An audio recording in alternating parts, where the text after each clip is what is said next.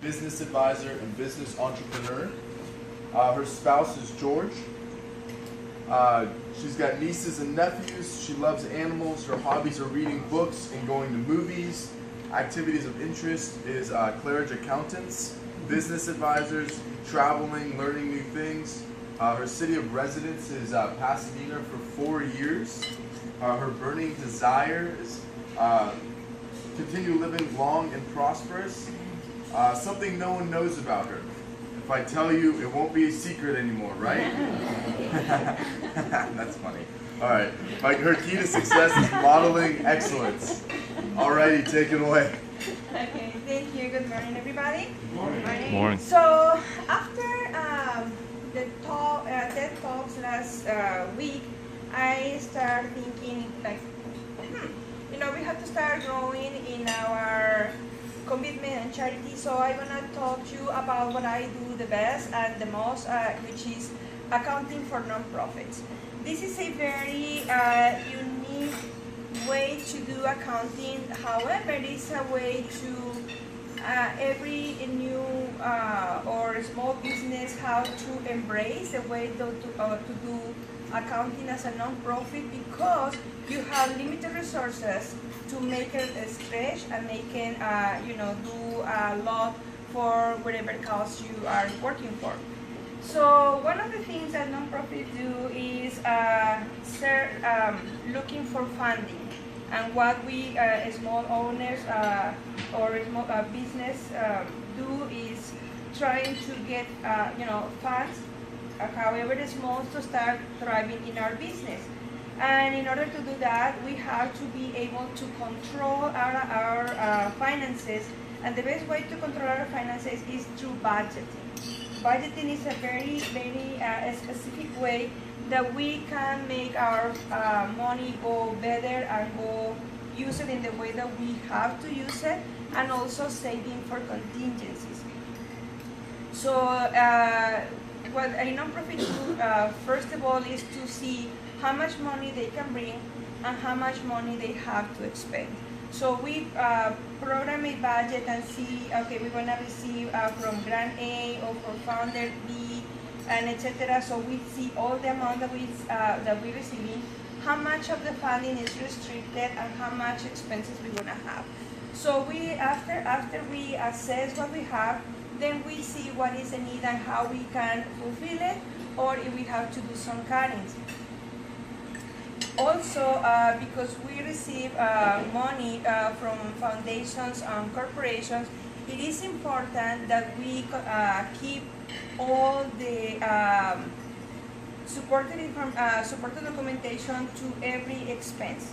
And these are funded in a way, it's not necessarily our funded, but the ones that are chasing us, if they are auditing us, is IRS. So it is important that we have that expertise of start keeping our documentation. And sometimes it's kind of annoying to accumulate a bunch of receipts that that start growing and growing and growing, and you don't want them, and all of a sudden you decide to toss them, and 3 years later you receive a letter from the IRS, and then you're audited and you're panicking. So that's why it is important to do things online.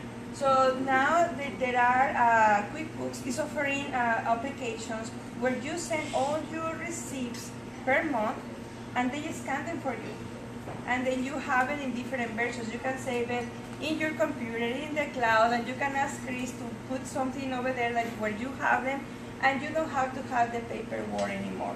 So there are so many tools that can help you to thrive and be successful in business, and also to control your income and your expenses.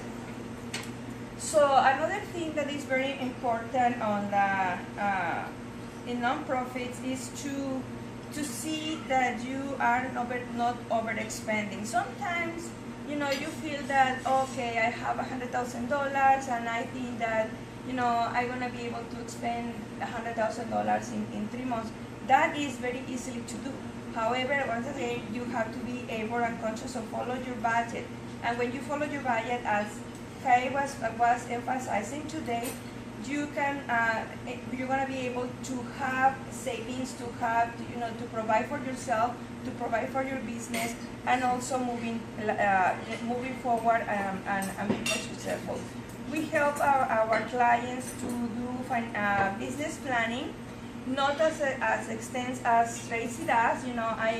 I am the kind of person that I know my limitation, and I can bring professionals like you to help me to help my clients and for them to be more successful.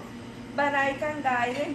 Once that somebody like Tracy came into my business and they help us to set the goal, I can tell them, you know what, this is the way that we're gonna follow, and this is the way that we have to do it. And sometimes people make tantrums because they have to start, expanding and say like, I'm sorry, the checking is not moving, I'm pushing the buttons and they are not producing any checks. So it's a way to do it. So also another thing that you have to consider, I have been moving with different nonprofits, and some of them, they want to hire accountants because they don't have a full budget to have a professional in-house. So they hire people like me to come to oversee, to train their staff to do the day-to-day accountancy, or sometimes they want me to do the whole thing for them.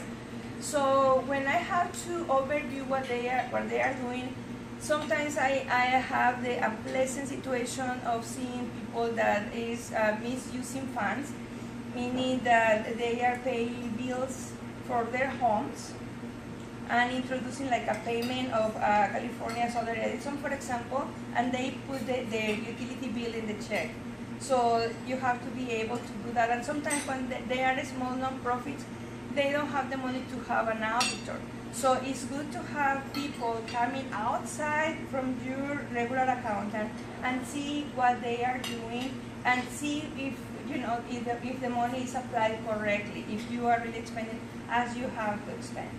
As many of you are professionals, some people they say like, you know what, this person is cheaper and I can go to them, it's very expensive. If you are thinking of your business, that I'm gonna get the cheapest version to help me, then your business is gonna have the cheapest result. So you have to be taking that into consideration, when you are. And in the case, for example, of Royer, he can say that, okay, they were paying less money in insurances, and guess what? They are getting less coverage for their insurances. So sometimes it's like that, oh, I can do my own accounting. If you can cut your own hair, then be my guest, right? Do it. And, this is so easy, I just have to enter checks. Accounting is not just entering checks.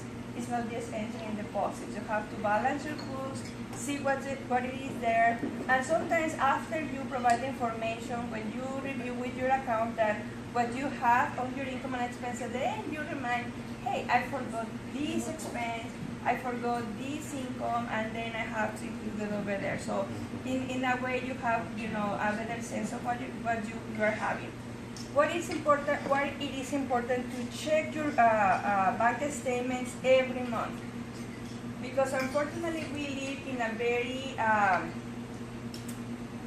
unsafe world where if you don't check, you're gonna find that somebody maybe try to get access to your account, and sometimes it's very minimum. Sometimes there are $5, $25 that they start, and all of a sudden it happens that they put you a major check. One of my clients, they start like that. They didn't give me the information on time because they were having so many things. When we realized they had like around $2,500 taken out of their checking account, and when they hit your checking account, it's so difficult to get your money back. It is almost like you have to cry and beg for your own money. And because now the banks are not checking the signatures. They only need the routing number and the account number to pay your check. They are not checking your signatures.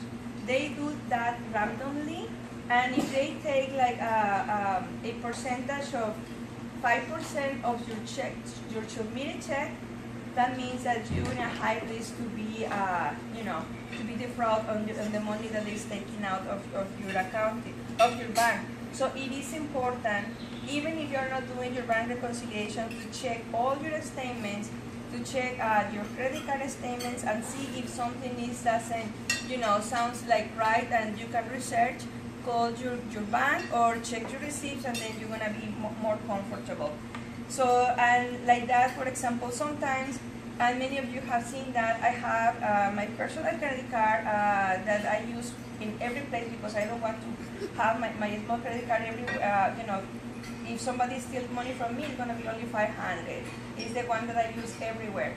So, and all of a sudden you start, using your credit card, and in less than 15 days, you are completely use them.